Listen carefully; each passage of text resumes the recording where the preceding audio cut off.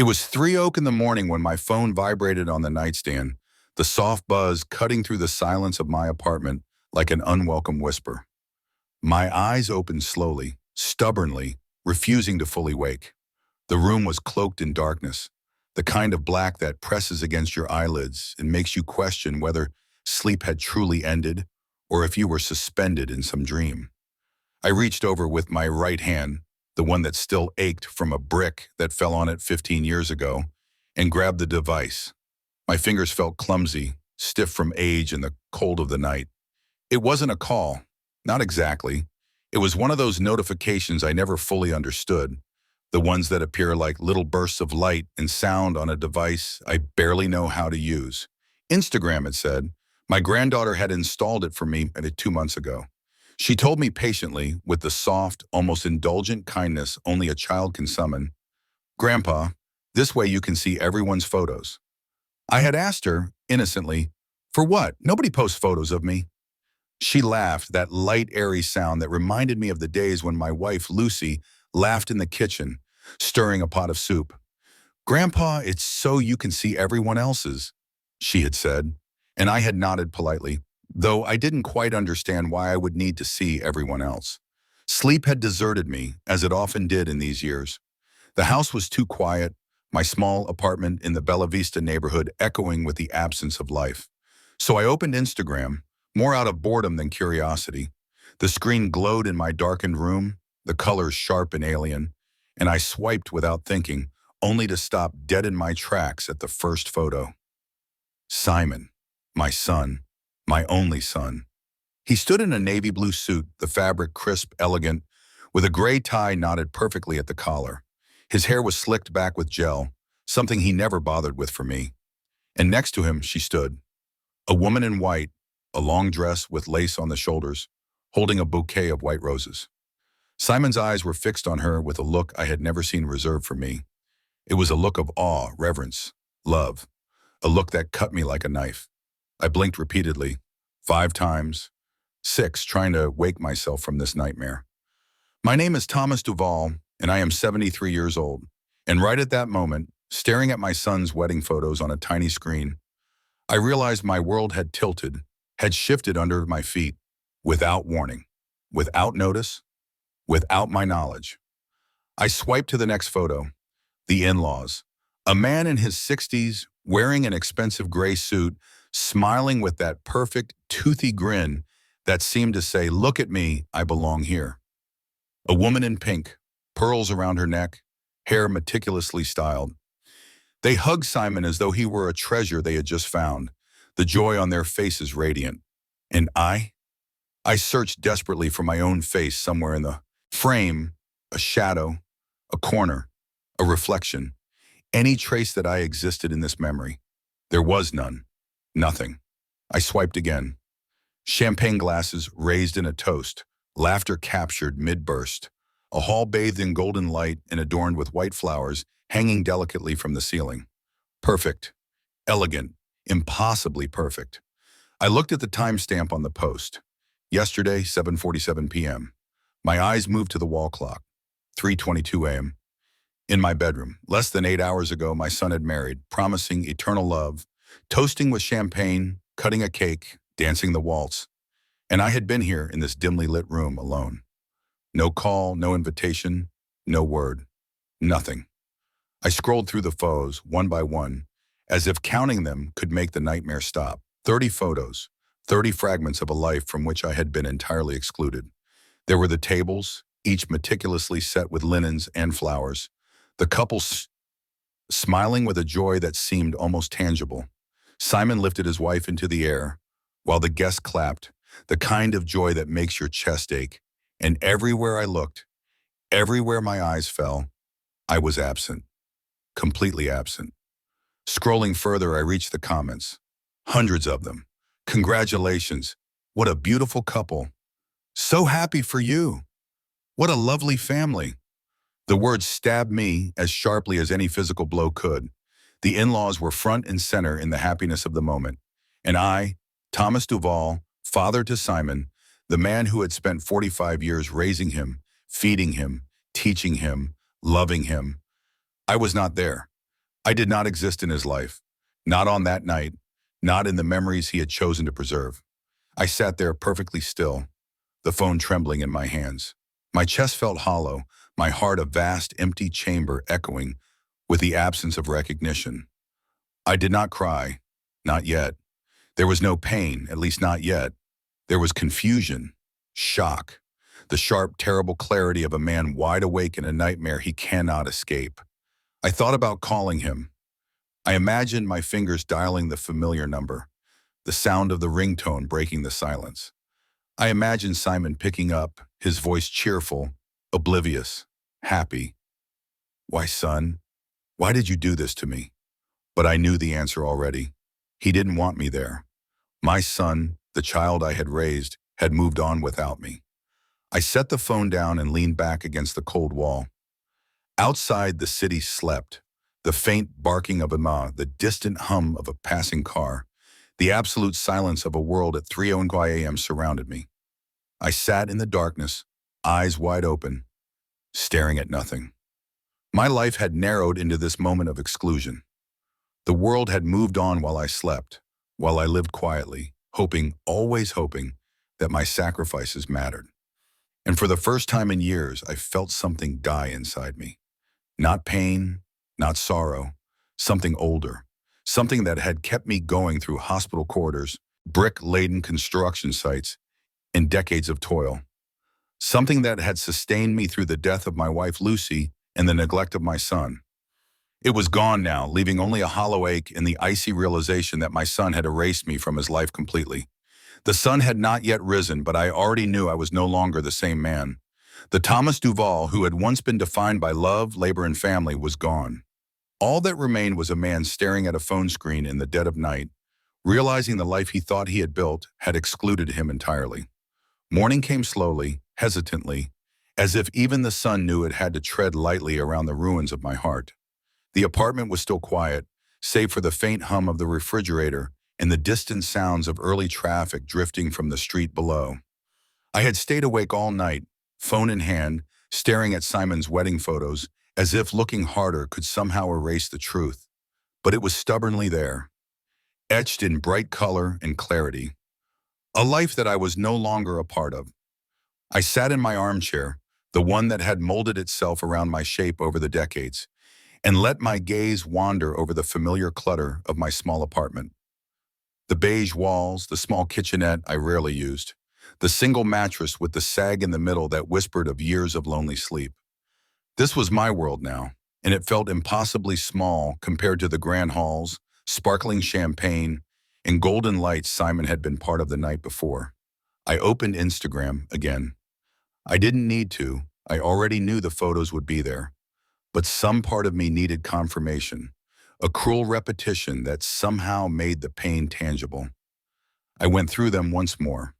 There was Simon in his suit, his eyes alight with joy. The woman in white who now belonged to him in every way I had once imagined might someday belong to me. Their smiles radiated warmth that I had never known from my son. Not like that, not for me. The in-laws were everywhere, front and center, beaming with satisfaction, holding Simon as though he were a prize they had won. I scrutinized every detail. The pearl necklace on the woman, the expensive watch on the man's wrist, the careful styling of their hair, the way they positioned themselves to be captured in every shot. And there I was absent, invisible, erased. I realized with a sickening clarity that this was not an accident. It was deliberate, or at least it had become deliberate somewhere along the way. For months, weeks, even years, I had been present in Simon's life through absence and presence alike. I had been there when he scraped a knee, when he needed advice, when he failed and succeeded in turns. And now, suddenly, I was irrelevant, forgotten. The apartment felt colder. Shadows grew longer. I moved to the small kitchen counter and poured a cup of coffee, dark, bitter, the way Lucy had used to drink it before she became too weak to swallow. I held the mug in my hands, feeling its warmth seep through my fingers, but it could not thaw the ice in my chest. I thought of the last time Simon had visited, a brief 1-hour stopover, checking in superficially, his eyes avoiding mine as though the decades of shared memories were now embarrassing relics. And now a wedding, a life milestone that he had deliberately chosen to celebrate without me. I scrolled to the comments again. Congratulations, beautiful couple. So lucky, amazing ceremony. Hundreds of them. And then it hit me, the cruelest comment of all. So lucky to have a family like that. Family like that. A family where I didn't belong. A family that included everyone except the man who had built it with his own hands. I put the phone down, trembling. The coffee went cold in my hands. I tried to remember the last week. Simon had been around, perhaps trying on his suit, maybe speaking with his bride about arrangements, seating charts, flowers. And not once did the thought of calling me, his father, ever cross his mind. Not a text, not an invitation, not a single word. I walked to the window and looked out at the city waking slowly. People walking cars crawling through early traffic lights. The world moving forward, oblivious to my private devastation. I remembered Lucy lying in the hospital bed, her hand in mine, her breathing slowing with every passing second, while Simon stayed away, avoiding the calls, too busy, too indifferent. And now history repeating itself in the most painful way possible. I remembered the years I had spent in construction, my hands calloused, my back bent, all to ensure that Simon had a roof over his head, food on the table, a chance at a life I could only dream of for myself. And he had taken it all, and in return erased me from the moments that mattered most. The photos told the story clearly. 8 tables, 10 people each, 80 guests celebrating a moment I had no part of. Everyone except me. Simon's coworkers, friends of the bride, distant relatives, all there, and I was nowhere. I tried to search for signs of me, subtle hints, a shadow behind a column, a reflection in a glass, but there was nothing. Not a trace, not a whisper of the man who had given Simon life. I thought about calling him, screaming, asking why, demanding explanations. But the voice in my head whispered the truth I wasn't ready to admit. He didn't want me there. He had chosen a life without me, and I realized with crushing clarity that the choices of others define us just as much as our own actions. No matter how much love, work, or devotion I had given, it meant nothing if the other person decided it didn't. I went back to the photos once more, zooming in on the expressions, the laughter, the dancing. Every image was a confirmation, every smile a proof of exclusion. And I realized then that my grief was not just for the wedding, it was for every unacknowledged sacrifice, every absence, ignored, every moment of love unreturned. The morning light seeped slowly through the blinds, soft and relentless. I had not cried, not yet. My eyes burned, my throat tightened. The emptiness inside me was too vast to pour out in tears. I sat in the quiet of my apartment, facing a reality I could not change. My son had moved on without me, and there was no one. No apology, no recognition, and perhaps no hope of repair. And as the city around me woke and carried on, blissfully unaware of the emotional apocalypse inside my small apartment, I understood one brutal truth. Life had continued without me. Simon's life, his joy, his milestones, they had no place for me. And for the first time in decades, I was left with nothing but my own thoughts, my own memories, and the stark, terrible awareness that the person who should have mattered most to my son had been made invisible. The hours passed slowly, the morning light spilling unevenly across the room, indifferent to my sorrow. I remained in the armchair, staring at the floor, staring at the ceiling, staring at nothing at all. I could hear my own breathing, slow and deliberate, and it sounded alien to me, as if my body belonged to someone else, someone who had never known joy or grief, someone hollowed from within. The city around me had begun to hum with life, car engines, distant laughter, birds, the usual rhythm of a world that continued unabated while mine had fractured in ways I could scarcely describe. I thought about the past, as I often did these days. Lucy's smile so soft and unwavering, the way her hand would rest gently on mine as we sat at the kitchen table. Her presence a steady warmth in a cold world. I remembered holding her hand in the hospital, feeling her life slip away as Simon avoided calls, avoided visits, as if the gravity of a dying mother didn't matter. And now the same exclusion repeated itself in the most intimate of milestones, Simon's wedding. The echoes of absence were deafening.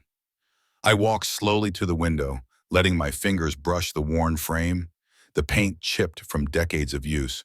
I thought about Simon as a boy, about teaching him to ride a bike, holding onto the back as he wobbled, panicked, and then finally gained balance. I thought about his first day of school, the pride swelling in my chest, even as I felt the pang of inevitability that he would one day leave me behind. And now, the culmination of all those years, the moment of his life meant to be shared with family, had passed without me. A vast emptiness spread through me, filling every corner, every crevice where memory and love once lived. I sat on the edge of the mattress, running my hands over the sagging fabric, thinking about the countless nights I had lain awake, planning, worrying, hoping.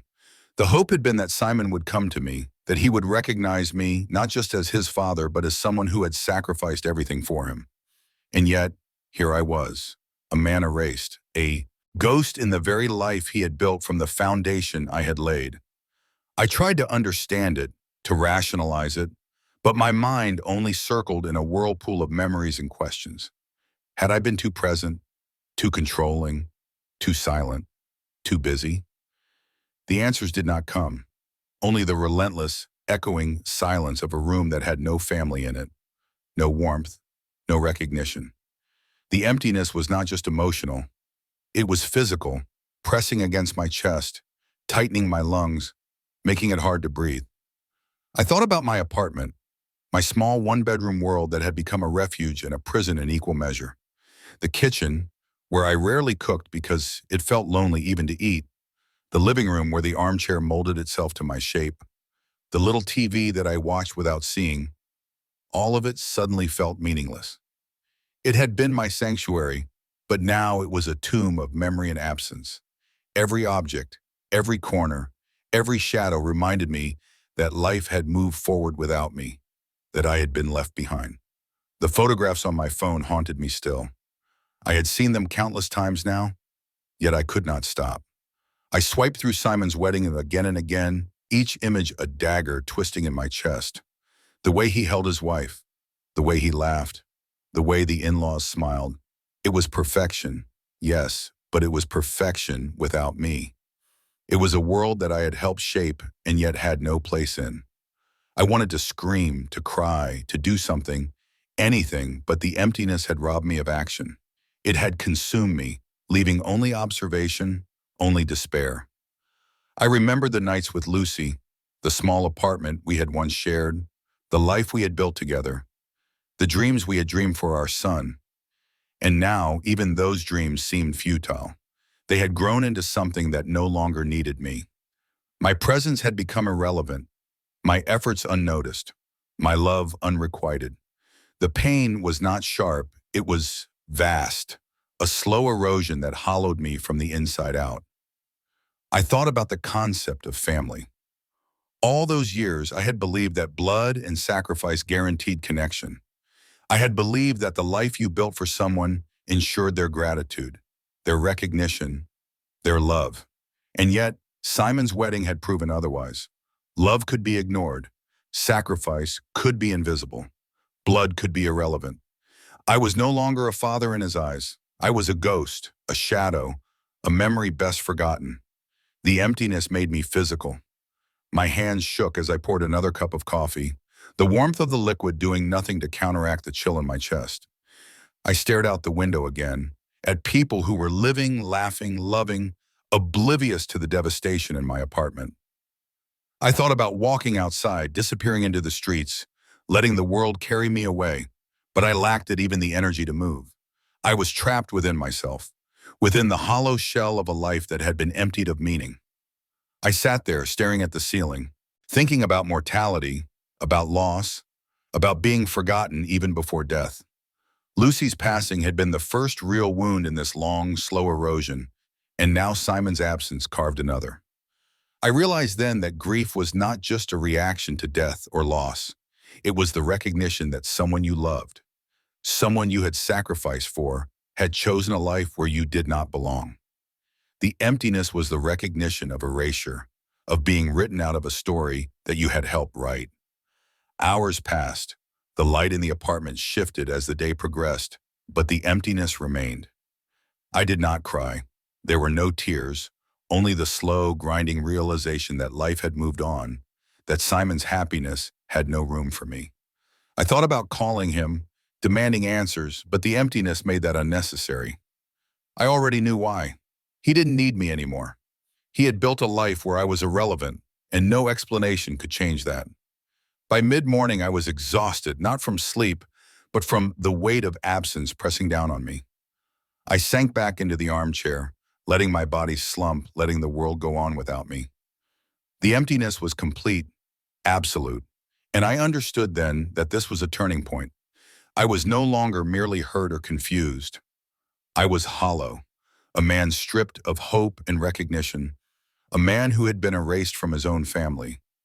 And in that emptiness, in that quiet, in that slow, grinding awareness of being irrelevant, I realized something terrifying and profound. Life does not guarantee acknowledgement. Sacrifice does not guarantee love. Time does not guarantee gratitude. And sometimes the people we love the most will move forward, leaving us behind, leaving us to stare at the void they create. I remained there, silent, empty, observing a world that no longer included me, feeling the slow erosion of hope, waiting for something, anything to fill the hollow that Simon's absence had carved in my chest. The apartment remained silent, but the quiet no longer brought peace. It pressed down on me, heavy and suffocating. By mid-afternoon, I had replayed Simon's wedding over and over in my mind. The images from my phone burned into my memory like scars that refused to heal. I could still see him standing there, smiling at her, arms wrapped around the woman who had become the center of his life, while I, his father, was nowhere to be found. And in that clarity, a fire began to flicker in the hollow emptiness inside me. Not grief, not yet, but something sharper. Anger. Anger at Simon, yes. At his bride, yes. At the in-laws, well. But mostly at myself for believing that the life I had built, the sacrifices I had made, the love I had poured out, guaranteed anything at all. I realized then that life doesn't wait, life doesn't notice, and love can be ignored. And in that realization, the quiet despair began to turn into something else. Determination. I paced the apartment, slowly at first, each step deliberate. The floorboards creaked under my weight, the familiar sound echoing in the small space. I thought about all the things I had done for Simon over the years. 45 years of work, of care, of quiet endurance. I had poured my strength, my health, my youth into him, and he had returned nothing but silence. He had erased me from one of the most important moments of his life. And yet, here I was, alive, still capable, still breathing. The anger grew, curling around the empty spaces of my chest, filling the void with something tangible. I could not change the wedding. I could not undo what had already happened. But I could change my own world. And suddenly, for the first time since I had discovered the photos, I felt a flicker of agency. I thought about the house Simon had lived in, the place he had called home, the space he had inhabited, the memories he had made without me. I had the legal means. I had the authority. It was mine. Always mine. And if he wanted to exclude me from his life, if he wanted to erase me from his moments of happiness, then perhaps it was time for me to do something that would remind him of my existence. I sat down at the small kitchen table, the coffee long cold in its cup, and opened the bills, the deeds, the paperwork I had kept meticulously over the years. The house was mine. It had been mine for decades. And now, without hesitation, I made a decision. I would sell it. I would take back something tangible from the life that had ignored me. It would not be vengeance in the typical sense. It would be a statement, a toast of my own making, a reminder that I existed, that I mattered, even if Simon had forgotten. I thought about the steps, the calls to the agent, the paperwork, the details I had long memorized from years of maintaining the property. Everything was in order, Everything could move forward without delay. And in that, there was a strange satisfaction. Finally, some control, finally, some proof that even in my exclusion, I could act. I paused, thinking about the consequences, thinking about Simon's reaction. Would he be angry, hurt, confused? Perhaps all of those. But that was not my concern. My concern was acknowledgement. My concern was presence. If I could not be welcomed into his life, then I would assert my reality in a way that could not be ignored. The fire in my chest burned brighter. I felt alive again, not in the warmth of love or connection, but in the cold clarity of decision. The years of neglect, the years of absence, the years of being sidelined, they had culminated in this moment. And now, finally, I could act. I could do something that was entirely mine, that asserted my place in the world, even if my son refused to acknowledge it. I thought about Lucy, about her unwavering belief in family, about the life we had dreamed of together. She had always told me, "Thomas, never let the world forget you." I had nodded, distracted by daily life, by work, by raising a boy who seemed destined to forget me in the end. And now I understood her words with a precision that was both bitter and empowering. I would not be forgotten, not entirely, not while I had breath left in my body. I pulled out the phone again, not to scroll through Simon's wedding photos, but to begin the process of reclaiming what had been mine. Calls were made, documents prepared, signatures arranged. Each step, each action felt like a reclaiming of self, a way to assert presence in a world that had ignored me. It was meticulous, methodical, deliberate, the way I had always lived my life, the way I had always built and protected and provided. And as I worked, the anger slowly transformed into something steadier, something sharper, something focused. This was no longer grief. This was no longer despair. This was power, quiet but undeniable. A power that came from knowing what was yours and taking it, not with violence, but with precision, with thought, with certainty. Hours passed. By evening, the arrangements were nearly complete. I sat back in my armchair, exhausted but resolute. The emptiness of the previous days had transformed into purpose. The hollow void in my chest had not disappeared, but it had been filled with action, with agency, with the awareness that I could shape at least a part of my story, even if I could not shape Simon's choices. And as night fell, I looked out the window at the quiet streets below. The world continued around me, oblivious as always, but I was no longer merely a passive observer. I had made a choice. I had decided that if the people who were supposed to love me had abandoned their recognition, then I would assert myself in ways that could not be ignored. For the first time since seeing Simon's wedding, I slept that night with a sense of purpose, a plan in motion, in the flickering certainty that I had reclaimed some fragment of my life. It was not reconciliation. It was not forgiveness. It was something harder, something steadier. The knowledge that even when the world refuses to see you, you can still act, you can still exist, and you can still be remembered on your own terms. And that knowledge, cold and deliberate as it was, brought a measure of peace. The morning light broke through the blinds in thin, pale lines, cutting across the floor like quiet accusations. I was awake earlier than usual, the remnants of sleep clinging stubbornly to my eyelids. But I was not dreaming anymore. The world had moved forward, and I had acted. The house had been sold, papers signed, deeds transferred. Every step I had meticulously planned in the shadowed hours of grief and anger had been completed. The reality of it settled over me like an invisible weight, a weight that was, paradoxically, lighter than the emptiness I had carried for days. I sat in my armchair, staring at the coffee cup in my hands. Cold, bitter, perfectly ordinary. I realized that the act itself, as deliberate and precise as it had been, was not about the money, nor even about Simon. It was about acknowledgement, about asserting that my existence mattered, even if the people I loved refused to see it. There was no satisfaction in vengeance, no joy in seeing someone else stumble. There was only the undeniable power of reclaiming a piece of life that had been denied to me. I thought about Simon, about the images frozen on my phone from the night of his wedding. I had deleted them after making my decision. No, not out of anger, but to stop reliving a moment that had once defined my despair. The woman in white, the in-laws, the champagne, the golden hall, all of it had existed, and all of it had excluded me.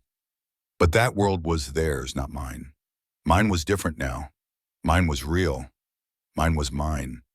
I remembered Lucy, her face soft in my memory, the way she had smiled at me even in the worst of times, even when we were both exhausted by life. She had believed in family, in love, in the small acts of recognition that tethered people together. I understood now that those acts mattered less than I had imagined. People choose who they love, and sometimes those choices do not include you. And that choice, painful as it was, had forced me to choose for myself as well. I thought about the small apartment that had been my refuge, the worn mattress, the armchair, the tiny kitchen. I realized that it had been a place of both comfort and stagnation. Now, after the sale of the house Simon had lived in, it felt different. Not larger, not warmer, but lighter. The weight of unacknowledged love, of years of sacrifice ignored, had shifted. I was still alone, yes, but I was no longer powerless. I had acted. I had asserted my existence. The days that followed were quiet, as they always were in Bella Vista, but there was a subtle change in me. I walked differently, spoke differently, even breathed differently. I realized that power does not always come from being seen by others. It comes from being aware of yourself and your own choices. Simon may never understand, may never acknowledge the wrong done to me, but I had changed the balance. I had reminded the world, myself included, that I still mattered. Occasionally I thought about calling him. The urge was brief, fleeting, but it passed quickly. What would I say? That I had sold the house, that I had acted to reclaim myself? Would it matter to him? Perhaps. Perhaps it would wound him. Perhaps he would finally see me, even if only through the reflection of loss. But I realized I no longer needed his recognition. It was a thought that brought an unexpected lightness, a release. I did not need his acknowledgement to validate my life. I had validated it myself. I spent hours walking the city streets, observing people in cafes, couples laughing, children playing, dogs running without care. Life moved forward around me, unrelenting and indifferent. And yet, I felt a quiet joy I had not known in years. It was not happiness in the traditional sense. It was not booked in family or love or companionship. It was the joy of existence reclaimed, of asserting oneself in the face of neglect, of finding a voice where silence had reigned for decades. I thought about the future, and for the first time in a long time, I allowed myself a faint glimmer of hope. Perhaps I would find new ways to connect, new reasons to live fully in my own terms.